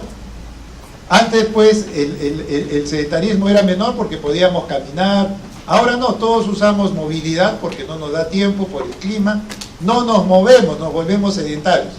En el mejor de los casos somos sedentarios que hacemos ejercicio. Pero somos sedentarios. ¿Estamos? Es muy diferente volverse deportista. Entonces, por ejemplo, Filipides, el que corrió la maratón en Grecia. ¿Qué le pasó cuando terminó de correr? Se murió. Porque el cuerpo no está preparado para eso, pues. La persona que juega fútbol, bueno, aunque no tanto, porque ellos no se entrenan mucho, pero los verdaderos jugadores de fútbol. No, pues los verdaderos, pues no los que juegan un ratito. ¿De qué sufren? Meniscos, hay que operar los meniscos porque la rodilla no da para más, pues. El que juega tenis, hombro de tenista, codo de tenista, estamos hablando no del que juega como una cuestión de pasatiempo, estamos hablando del deportista. Las mujeres que hacen natación como deporte hacen osteoporosis. El cuerpo, el nómade corría por su presa o por su pareja, después no hacía más ejercicio. Entonces nos han vendido la idea del deporte. Hacer ejercicio es bueno, pero convertirse en deportista y es otra cosa. Señor, no sé hacer otra cosa y me gusta el deporte. Ah, bueno, es su decisión, pero sepa que le puede dar muerte súbita. Es su decisión. Es igualito que el torero, no sé hacer otra cosa, bueno, pues es su decisión, pero que sepa qué riesgo se pone. El hacer ejercicio es bueno. Nadie para hacer ejercicio necesita una evaluación cardiológica, pero los que sí van a volverse deportistas, ellos sí. Porque una cosa es hacer ejercicio y otra cosa es entrenarse. Entonces, para poder hacer ejercicio, lo que nosotros necesitamos es que los músculos se contraigan, los músculos esqueléticos, pero ellos se van a contraer siempre y cuando tengan los nutrientes y tengan el oxígeno. Son los dos elementos que nosotros debemos tener para cualquier tipo de ejercicio. ¿Qué necesitamos? Los nutrientes y que haya un buen aporte de oxígeno. Un buen aporte de oxígeno cuando haga el ejercicio. Entonces los nutrientes los puedo tener en mi alimentación, pero el aporte de oxígeno tiene que ser de acuerdo a mi metabolismo. Entonces nosotros vamos a tener dos tipos de ejercicios, los llamados ejercicios dinámicos, en donde movemos grandes masas musculares. Se llaman también isotónicos. La bicicleta, la natación, el correr son ejercicios dinámicos. Movemos grandes masas musculares. ¿Estamos? Entonces, el manejar una bicicleta, el hacer ciclismo, ¿es un ejercicio dinámico? Sí. ¿Por qué? Porque me estoy moviendo en la bicicleta, ¿no? ¿Qué pasa si tengo una bicicleta estacionaria? ¿Será dinámico o no? Sí, sigue siendo dinámico porque sigo moviendo grandes masas musculares. En vez de trotar, puedo usar una faja para poder trotar sobre la faja. Generalmente el que compra una faja es para tener donde colgar su ropa. Porque nadie usa la faja porque no somos disciplinados. Al menos el peruano no es disciplinado para hacer ejercicio. La gente, por ejemplo, de Brasil, Los jóvenes, no los jóvenes, en general, porque la población brasileña es muy diferente a la nuestra. Ellos van, igual que nosotros que decimos vamos a comer un ceviche, ellos van y dicen vamos a comer un churrasco. Churrasco es comer gran cantidad de grasa y comida pues de carnes. Sin embargo, ellos empiezan a comer y dicen hasta acá nomás. ¿Por qué no comes más? No, porque en la mañana hice ejercicio hasta esta cantidad. Miren cómo ellos hacen, ¿eh? Así es la disciplina de los brasileños en general. Nosotros tragamos, ¿no? Entonces no sabemos si hemos hecho ejercicio o no. Pues son mentalidades diferentes, pues eso no va a cambiar, pero así somos, entonces tenemos que tratar de adaptar. Entonces, ojo, si yo utilizo una máquina estática no significa que el ejercicio dejó de ser dinámico. Si yo muevo grandes masas musculares, igual va a seguir siendo dinámico o isotónico. En cambio, hay otro tipo de ejercicio, que es el de resistencia, el ejercicio isométrico o estático. No significa que porque estoy parado, con mi bicicleta estacionaria, ya se convirtió en ejercicio isométrico. No. Acá lo que va a suceder es que, si bien yo no muevo grandes masas musculares, muevo determinados músculos, como sucede si yo levanto pesas, pocos van a ser los músculos que voy a hacer un ejercicio, pero de tipo isométrico. Lo que le genero es resistencia. Estos son ejercicios de resistencia, estos son ejercicios dinámicos. ¿Cuáles son los mejores ejercicios? Los dinámicos. Los de resistencia se pueden usar combinando, sí, pero no todo el ejercicio debe ser isométrico o estático de resistencia, porque esos son para desarrollar masa muscular. Es para desarrollar masa muscular. Como ejercicio sano y saludable, uno tiene que hacer el dinámico, y si quieren tener un poco de desarrollo muscular para poder mantenerse en forma, pues harán un 20% de su ejercicio en tiempo en relación a máquinas, haciendo ejercicios de mancuernillas o de resistencia en las piernas. Pero es muy diferente que yo me quiera convertir en una persona que tenga desarrollados los músculos, que después se me chorrea cuando dejo de hacer ejercicio. ¿Estamos? Se deforma el cuerpo, pues eso no va a cambiar. Entonces, una cosa es el ejercicio dinámico, que es lo que más se recomienda, que los estáticos. ¿Puedo combinar? Sí. 80% de dinámico con 20% de estático de resistencia para tener masa muscular. Lo que busco es desarrollar masa muscular. Yo puedo buscar que mi bicicleta estacionaria genere resistencia. Sí, le pongo toda la resistencia y voy a desarrollar pierna. ¿Pero ese es el objetivo de hacer la bicicleta? No. Salvo que cambie mi objetivo. Yo quiero desarrollar masa muscular. Bueno, lo puede hacer, pero eso no es lo más saludable. Entonces, el ejercicio puede ser dinámico, donde hay gran movimiento de masa, donde hay modificación de la métrica del músculo, el músculo se relaja, se contrae, mientras que el estático generalmente es pura resistencia. Entonces, son dos tipos de ejercicios totalmente diferentes. Los más recomendables son estos, los dinámicos. ¿Por qué? Porque conforme yo voy haciendo ejercicio dinámico, mi presión va poco a poco a subir, la máxima y la mínima, por la vasodilatación que se genera por los músculos que están trabajando, generan una vasodilatación. Por eso uno se pone un poco colorado cuando hace ejercicio, porque yo necesito sangre en los músculos. Entonces, mi diastólica o se mantiene igual o disminuye la diastólica con el ejercicio. Pero ¿qué pasa con la presión sistólica? La presión sistólica va en aumento, porque mi actividad adrenérgica que voy liberando durante el ejercicio hace que mi motor bombee con más fuerza. Entonces mi presión sistólica, que estaba en 12, va subiendo a 13, a 14, y eso es bueno. Puede subir a 15, a 16, pero está subiendo en forma paulatina de acuerdo al esfuerzo que hago. Y mi diastólica, que estaba en 7, pues puede mantenerse en 7 o ir bajando a 6. Pero ¿qué pasa si yo de repente me pongo a levantar 50 kilos? Bruscamente, mi presión, que estaba en 12, bruscamente se va a 18. Mi frecuencia cardíaca, que estaba en 60 y que con el ejercicio iba subiendo a 70, 90, 100, de 60 bruscamente por levantar pesas, se va de frente de 60 a 150. ¿Eso es bueno? No. Eso hace daño. Incluso son disciplinas olímpicas, levantar pues 200 kilos. Son disciplinas aceptadas olímpicamente, pero eso no es sano para el cuerpo. Hay un daño, sí, hay un daño desde el punto de vista cardiovascular. Lo que no se ve en el dinámico, porque yo paulatinamente, gradualmente voy subiendo mi presión y voy aumentando mi frecuencia cardíaca en forma paulatina. Yo termino de hacer ejercicio y si mi presión había llegado a 15,7, pero había empezado en 12,7, cuando yo termino de hacer ejercicio, mi presión va a bajar a menos de lo que yo estaba en el inicio. ¿Por qué? Porque he liberado adrenalina, he liberado catecolaminas. Me quedo sin tanta adrenalina y mi presión, que empezó en 12, terminado el ejercicio, ahora está en 11. Y la mínima o se mantiene igual o ligeramente disminuye. Por eso es que estos ejercicios, los dinámicos isotónicos, son los más recomendables desde el punto de vista cardiovascular.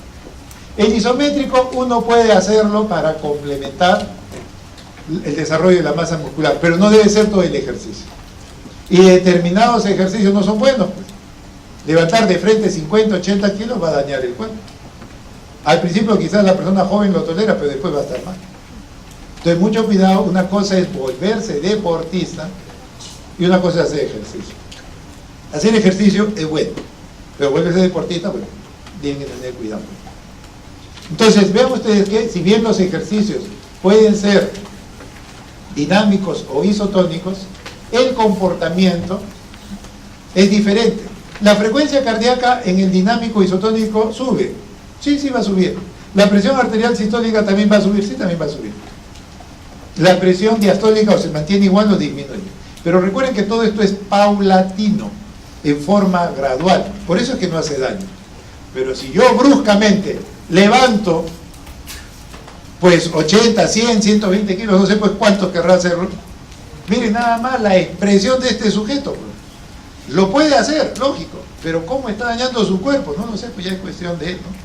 ¿Qué sucede desde el punto de vista hemodinámico? La frecuencia sube, sí, pero demasiado rápido. El organismo no se adaptó, subió brusco, es como un golpe que diéramos dentro del corazón. La presión arterial sube bruscamente y la diastólica sube también bruscamente, a diferencia de acá que la diastólica más bien disminuye. Entonces los ejercicios isométricos no son los más recomendables, tienen una finalidad: desarrollar masa muscular. Si ustedes hacen ejercicio solamente para desarrollar masa muscular, bueno, hagan esto, pues, ¿no? Pero no es lo más saludable, no es lo más sano. El aparato cardiovascular sufre en relación a eso. Y por otro lado, nosotros para poder hacer el ejercicio, poder generar la energía de los ATPs, es que nosotros quemamos el ATP pues con el oxígeno. Para yo poder, esto es como si fuera quiero hacer una fogata. Los leños son la comida. Lo que yo como son mis leños.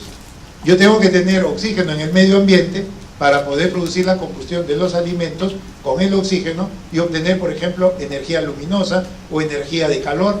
Bueno, en mi cuerpo yo tengo mis nutrientes, a través de mi aparato respiratorio llegó el oxígeno y entre ambos debo producir la combustión para obtener mis ATPs, mis energías.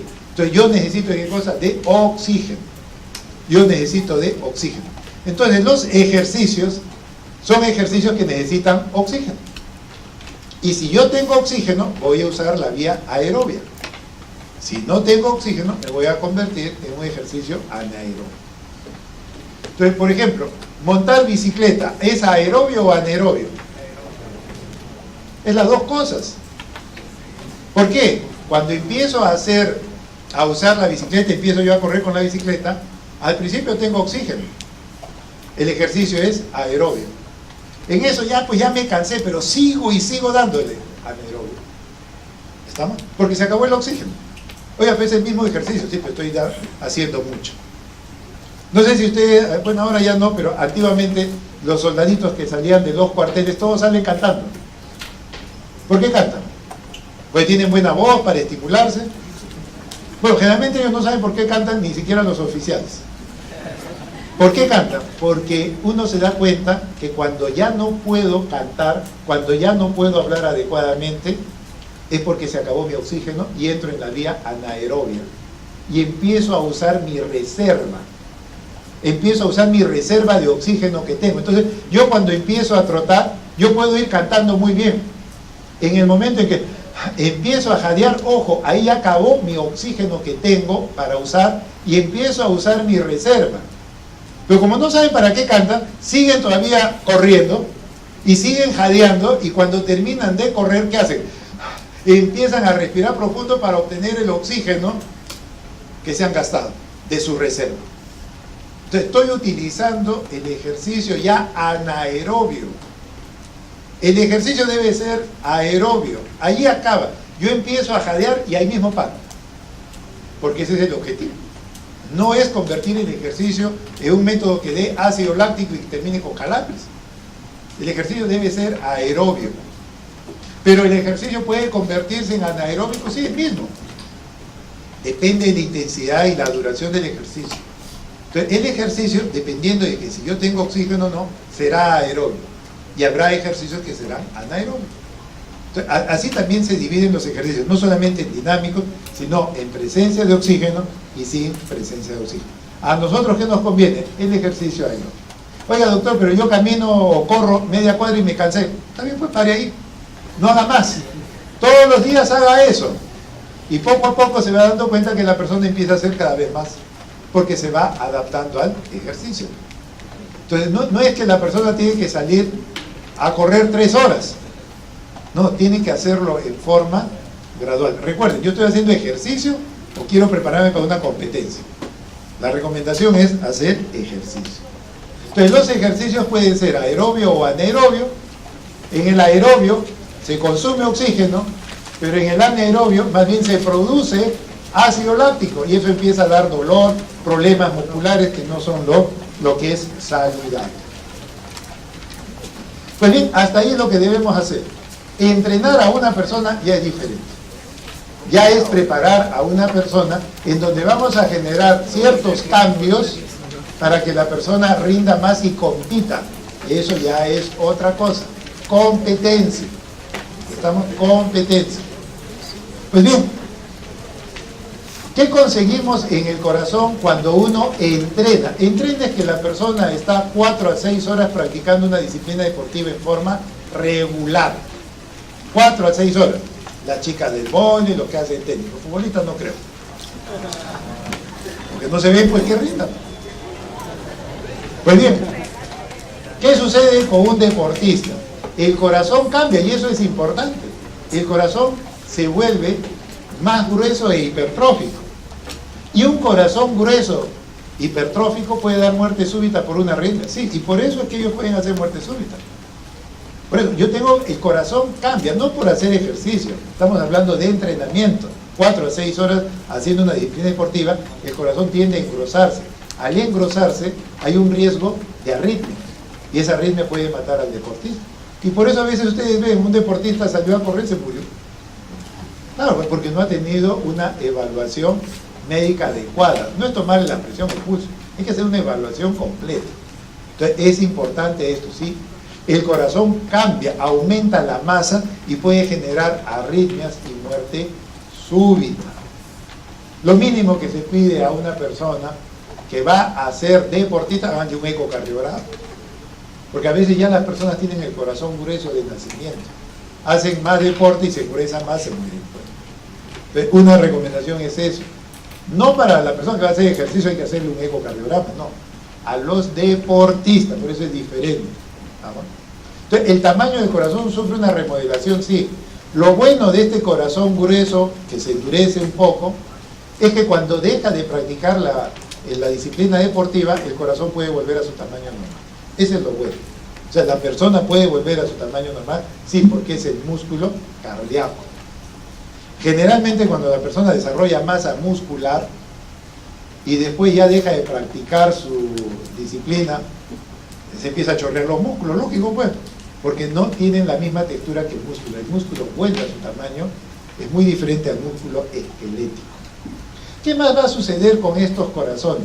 Cuando uno se va volviendo deportista, el volumen sistólico tiende a aumentar. Pero vean ustedes qué es lo que va a suceder. El volumen sistólico, que es la cantidad que el corazón bombea en cada latido, va a depender del retorno venoso, de la distensibilidad, de la contractilidad. Recuerden que hay mucha actividad adrenérgica. hay mucha actividad adrenérgica. Entonces, si nosotros vemos en estos sujetos, por ejemplo, el no entrenado, el volumen sistólico en reposo, yo le hago que haga un ejercicio y sube una cantidad. Puede subir al doble como quiera. Pero vean una persona entrenada, sube mucho más, pues. Si uno lo compara, el deportista hace que su corazón se vuelva más grueso y más eficiente. De tal forma que la función aumenta. Y uno dice, pero es muy bueno que su corazón bombee más. Sí, pero ojo, está grueso y le puede dar arritmia y lo puede matar. Es su decisión. Es su decisión. O sea, nosotros no podemos decir, pero es más sano tener el corazón grueso, ¿no? Porque tiene su riesgo, pues, ¿no? Sí, pues señor, no sé otra forma de, yo quiero hacer deporte o quiero ser deportista porque, bueno, le gusta o porque quiere ser campeón de algo. Bueno, es su decisión, pero hay que decir, ojo, tiene usted un riesgo. Y su riesgo puede ser que le dé la muerte. Eso que usted decide. Eso ya es decisión de eso. Oiga, el torero viene y por torear 2 toros le pagan $250,000. $250,000, tan fácil se lo lleva. Sí, pero el toro cuando lo coge lo puede matar. Oiga, pero qué envidia, gana $250,000, arriesga tu vida, pues. Claro, por eso hay personas que dicen, no, yo quiero hacerlo, pero es decisión, pues. Pero ojo, no es sano, no es recomendable. Uno puede decir, oye, mire, su corazón es más fuerte. Sí, pero puede matar eso, ¿no? ¿Qué va a suceder? Entonces uno va a empezar a ver cómo el volumen de eyección en una persona que ya está entrenada empieza a mejorar. Así es como se le sigue también a los deportistas. Porque, ojo, el objetivo del deportista es entrenarlo. Pero el deportista, ¿qué quiere? Ganar. ¿Y para eso qué hace? ¿Se entrena? No, se sobreentrena. Ahí viene el problema, pues, en que el médico no le pone el pare. Yo trato de ganar, ¿verdad? Hago más. Oiga, pero el entrenamiento va hasta acá. No, es que quiero ganar. Ustedes verán a veces cómo usan el éter cuando se golpean y el dolor es un limitante para que no se rompa un músculo o un hueso. Le ponen éter para calmar el dolor y no importa que se rompa el hueso. Y el deportista lo acepta porque es su deseo de ganar. Entonces por eso, el deporte tiene sus riesgos. El que quiera hacer deporte no hay problema. Nosotros lo que recomendamos es ejercicio. ¿Qué más vamos a tener? La frecuencia cardíaca de estas personas, la frecuencia cardíaca, si bien se incrementan con el ejercicio, ellos aprenden, entrenando, que su frecuencia cardíaca se vuelve más lenta. Entonces vean ustedes, si bien esto es el máximo de la frecuencia que pueden alcanzar los deportistas, lo que sucede es que cuando entran en reposo, la frecuencia cardíaca empieza a ser más lenta. Eso es bueno, lógico. Si yo parto de 70 latidos por minuto y mi ejercicio es 100, de 70 a 100 me falta 30 latidos. Pero si yo me entreno y en vez de estar en 70, por mi entrenamiento mi frecuencia ahora está en 50 y quiero hacer el mismo ejercicio, yo tengo mejor capacidad porque ahora estoy en 50 y para 100, puedo hacerlo y puedo hacer más. Ese es el objetivo del entrenamiento. Mi frecuencia de 70 lo voy llevando a 60 o 50 para rendir más. Eso es parte del entrenamiento. Pero ¿qué pasa si lo bajo a 30? Si me sobreentreno y mi frecuencia despierto es 30 y cuando duermo estoy en 25, puedo amanecer un día muerto. Sobreentrenamiento, por eso es malo eso. Una cosa es entrenar a la persona, otra cosa ya es sobreentrenarse para querer ganar. Eso es el peligro, ¿no? Y lógicamente todos los deportistas quieren ganar. Es lo que me diga un deportista, yo compito por competir, es mentira. Siempre uno quiere ganar, por eso es competencia. Y se le entiende pues porque eso es lo que ellos están buscando. Pero el sobreentrenamiento, mucho peligro. Por otro lado, el flujo sanguíneo, vean ustedes que nosotros vamos a tener un limitante, la acidez local. El ácido láctico genera dolor, genera calambre. El PO2 o el PCO2 elevado son limitantes que se van a generar producto precisamente del metabolismo con el ejercicio. Pues bien, ¿qué vamos a tener como mecanismo compensador?